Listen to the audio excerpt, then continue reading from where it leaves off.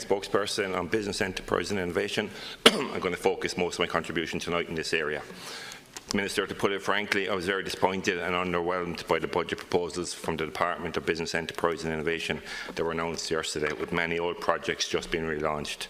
I found a few new proposals that were announced unimaginative and disappointing for business. I don't believe Minister Humphreys has taken account of the level of assistance businesses may require from our state agencies next year due to Brexit.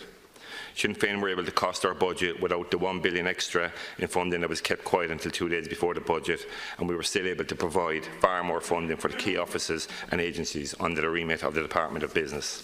For example, we provided €27 million in extra funding for Enterprise Ireland to help Irish SMEs and exporters in the year of Brexit, but the government only allocated €3 million for this key jobs agency. This agency's services will be in high demand next year due to Brexit, and I think the Minister has completely underestimated the state support that would be required for businesses during their Brexit transition. In addition, we allocated €2 million extra for Intertrade Ireland to help cross-border traders, 50% more than was announced yesterday. And as would be expected with Fine Gael, white-collar crime got allocated just one sentence in a 241-page budget document.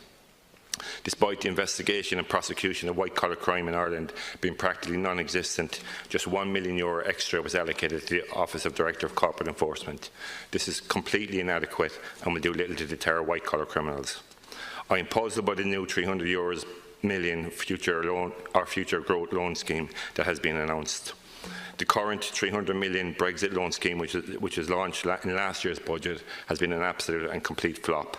Just 10 SMEs have accessed funding through the Brexit loan scheme to date, securing just €2.49 million. That's less than 1% of the total €300 million pot. Why announce a brand new scheme when the current one is not functioning and businesses clearly can't access it? Is the Minister going to address the shortcomings in the current scheme, or just hope that this new rebranded, renamed one will take the bad look off the other one? The failure of the government to introduce radical new housing measures will also continue to severely affect our business. IBEC has stated that Ireland's housing market is clearly not functioning at present, and that Ireland's housing problems have now clearly moved beyond the social issue of our time and have become a major risk to our future economic prosperity. The level of investment in apprenticeships was also completely inadequate. Just 1,200 extra apprenticeships were promised for 2019. This is dwarfed in comparison to the Sinn Féin proposal of 4,411 extra places and 10 new courses for 2019. It is clear Fine Gael has not grasped the serious skills shortage that is developing in our economy, nor have you factored in the number of workers that will be needed to deliver our capital commitments. We need a radical investment in the method of training and education, as much for giving young people choice in third level as for providing workers for growing and emerging sectors in our economy. Documents obtained by my colleague Deputy Jonathan O'Brien under an FOI have revealed that €500 million for rainy day fund is designed to protect banks and not the economy.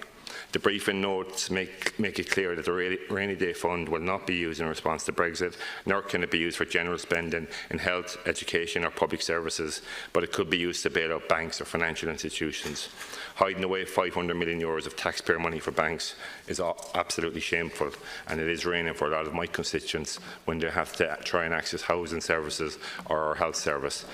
Finally, it was very disappointing to see the lack of ambition or imagination that went into proposals for the business, enterprise and innovation portfolio. In contrast, Sinn Féin proposed a new scheme that would help rural public houses, funding to develop and grow our cooperative sector, to reduce our reliance on the multinational sector, and to join CERN, the International Scientific and Research Organisation. We also allocated €250,000 to fund for a report to examine the economic benefits and challenges United Ireland would bring.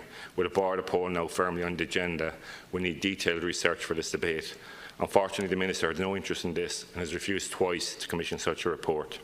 Unfortunately, no such new ideas were announced by the government yesterday, with many old announcements repackaged, rehashed and rolled out yet again.